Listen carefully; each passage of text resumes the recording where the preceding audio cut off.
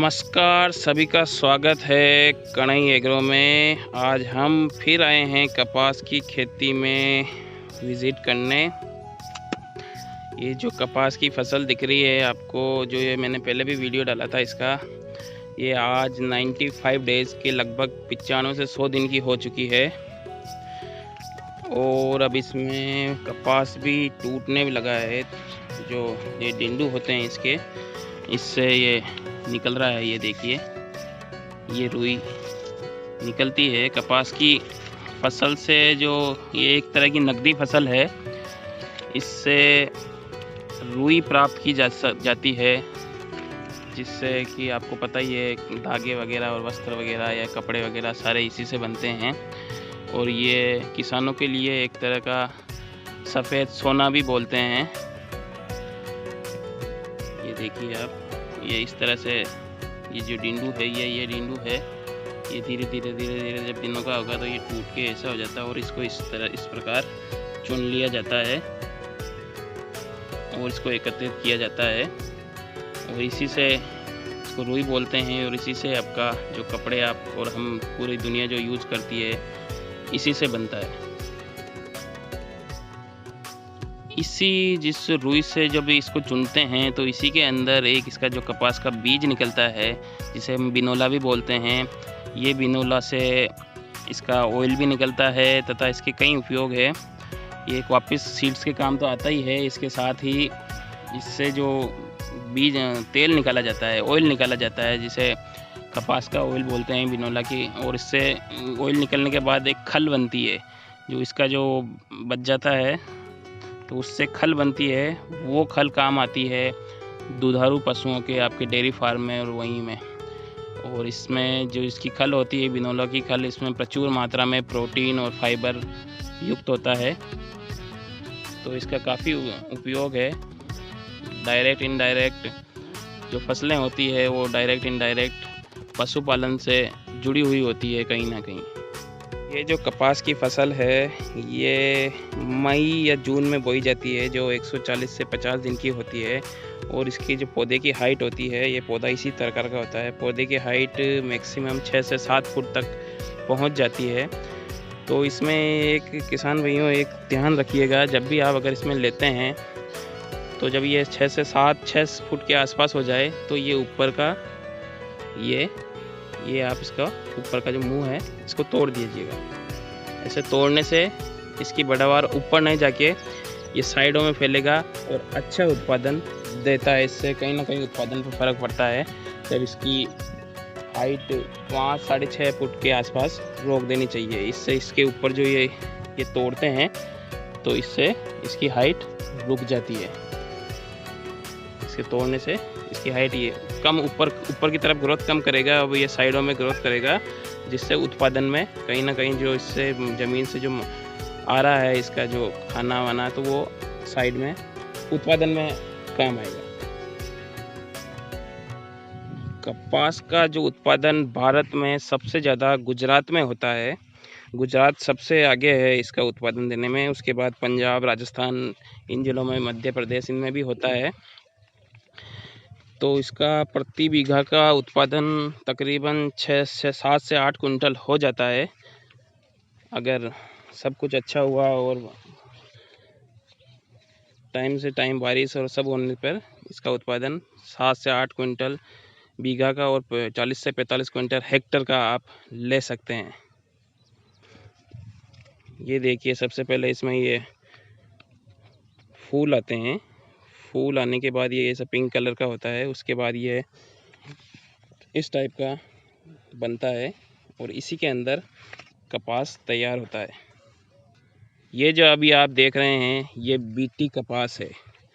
BT कपास जो कि ये एक वैज्ञानिक द्वारा तैयार किया हुआ फसल है, ये प्राकृतिक नहीं है। इसमें बीटी कपास है, ये वैज्ञानिकों द्वारा एक आनुवांशिक संशोधित कपास है। जेनेटिक फसल है, ये जेनेटिक बीज तैयार किया गया है वैज्ञानिकों द्वारा, जिसमें मिट्टी में पाए जाने वाले बेलिसिस थूरिजिएसिस जीन को निकालकर उसमें निर्मित, फिर उसको मिट्टी से वो जो जीवाणु बैलिस्टिस यूरेनसीज निकाल के निर्मित किया गया है, जिससे इसमें रोग प्रतिरोधक क्षमता बढ़ जाती है कीटों के, और जो लट वगैरह आती है उनके प्रति, पिंक बॉल वो लट आती है उनके प्रति इसकी प्रतिरोधक क्षमता बढ़ाने के लिए बताते हैं, पर ऐसा होता नहीं है। ये एक तरह से भारत में जो बीटी कपास का बीज आया है वो 2002 में वैज्ञानिकों ने भारत में दिया था। इसकी जो बीज निर्माता कंपनी है, जो सर्वप्रथम इसको जो बीज निर्माता कंपनी है, बीटी के बीज की निर्माता जो जीवाणु से निकाल कर इसमें जेनेटिक पौधा तैयार करती है, तो वो कंपनी का नाम है मोनसेटो। ये विश्व की कंपनी है और इसी को भारत में लाई है। इसी के सहयोगी कंपनी है भारत की माहिको, उसी से द्वारा बाकी कंपनियों को सप्लाई होती है और इसका बीज पैकिंग होकर तैयार होता है। जो कपास के लिए प्रयुक्त मिट्टी, जो सबसे अच्छी मिट्टी जो सूटेबल है वो है काली मिट्टी। काली मिट्टी में इसका उत्पादन अच्छा होता है। और जो ये बीटी कपास है, जो बोलते हैं कि रोग कीड़ों के और लटों के प्रतिरोधक है, मतलब इसमें वो नहीं आएगा, पर ऐसा ये तो एक छलावा है किसानों के साथ। सबसे ज़्यादा स्प्रे जो केमिकल्स का यूज़ होता है वो कपास की फसल में ही होता है, और इसी वजह से इसकी कॉस्टिंग सबसे ज़्यादा हो जाती है। बाकी फसलों के मुकाबले इस फसल में सबसे ज़्यादा केमिकल्स का यूज़ होता है। इसमें कई प्रकार की कीट और रोग और लटें वगैरह जो वर्म्स है वो सबसे ज़्यादा इसी को प्रभावित करते हैं, इसी पौधे को। तो इसमें जो बोलते हैं कि बीटी कपास में नहीं लगता है, लेकिन बीटी कपास में ही एक छलावा है और इसी में भी सारा लगता है। तो स्प्रे सबसे ज़्यादा इसी फसल में होता है। ये जो हमारे खेत का ही है, तो अब बारिश का जो हुआ था वो सही टाइम पे या सही समय पे नहीं होने से इतना अब कुछ खास असर तो दिख नहीं रहा है, फिर भी ठीक है। ग्रोथ काफ़ी कम हुई है पौधों की। काफ़ी खाद दिया गया था इसमें, देसी खाद का भी काफ़ी उपयोग किया गया था, पर इस बार लगता है कपास की फसल थोड़ी प्रभावित हुई है बारिश के कारण। बारिश का पानी काफ़ी उपयोगी रहता है, हर फसलों के लिए रहता है, खास की कपास की फसल के लिए काफ़ी उपयोगी रहता है। इसमें जो खासकर बीमारियां भी खूब आती है। इसमें सबसे पहले जो 30 पत्ती प्रभावित करती है, जो क्रिकेट जो कीट होते हैं, जो छोटे से पौधे को भी प्रभावित करते हैं, तो उसी टाइम से इसकी दवाइयाँ चालू हो जाती है, तो पाउडर वगैरह छिड़कना पड़ता है। नहीं तो छोटे से पौधे को भी वो कसारियाँ जो बोलते हैं, जो क्रिकेट बोलते हैं उसको इंग्लिश में, तो वो इसको प्रभावित कर देती है, तो वहीं से इसका स्प्रे चालू हो जाते हैं। और इसमें खास कर जो बीमारी आती है वो ये देखो, इस हमारे पत्ते में अभी ये बीमारी हो रखी है, ये देखिए, ये है सफ़ेद मच्छर और हरे मच्छर की तरह। जो ये सबसे ज़्यादा यही होता है, इसको ये यहाँ खाता है वो मच्छर, और ये अपने जो हाथों की नसें होती है उस प्रकार ये उभर के ऊपर आ जाता है और एक कटोरे टाइप पत्ता ऊपर हो जाता है, कोई पत्ते नीचे की तरफ हो जाते हैं। तो ये मतलब आपके मच्छरों का प्रकोप है, हरे मच्छर और सफ़ेद मक्खी जिसको बोलते हैं, तो उसी का प्रभाव है। इसके लिए काफ़ी केमिकल्स आते हैं, इमिडाक्लोप्रिड सबसे फेमस है, प्रोफेनोफॉस भी इसमें यूज़ होता है, और काफ़ी तरह के केमिकल्स इसमें यूज़ होते हैं इन मच्छरों को भगाने के लिए।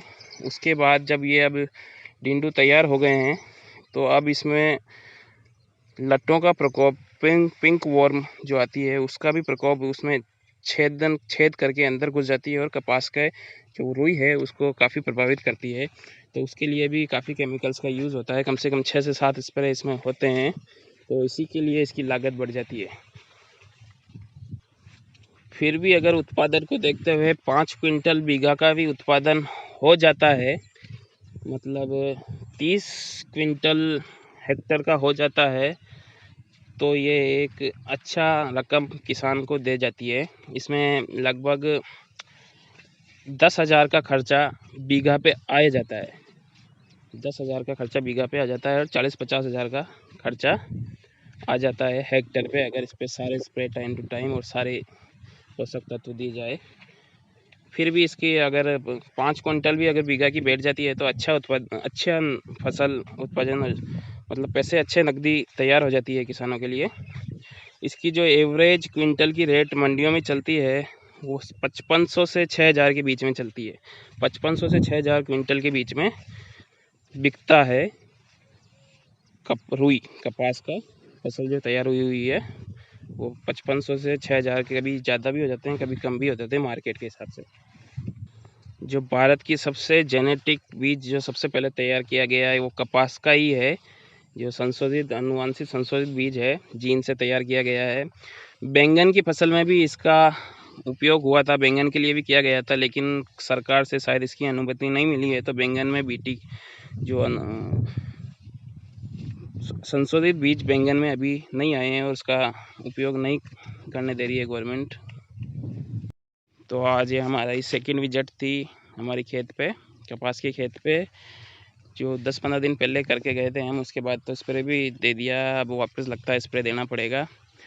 कुछ खास तो नहीं दे पाएगी उत्पादन अभी लग रहा है, या फिर भी 3 से 4 क्विंटल तो हो जाना चाहिए बीघा का। तो आज की इस वीडियो में इतना ही। और भी हम कई अलग अलग फसलों पे जब विजिट करेंगे, खेतों पे विजिट करेंगे, तो आपको उन फसलों की बेसिक जानकारियाँ प्रोवाइड करवाएंगे। तो बने रहिए हमारे साथ। सबसे पहले आप जाते जाते चैनल पे सब्सक्राइब बटन दबाते चले जाइएगा, जिससे आपको, और बेल नोटिफिकेशन के लिए बेल आइकन भी दबा दीजिएगा, जिससे आपको वीडियो मिलते रहेंगे। तो आज के लिए इतना ही, धन्यवाद।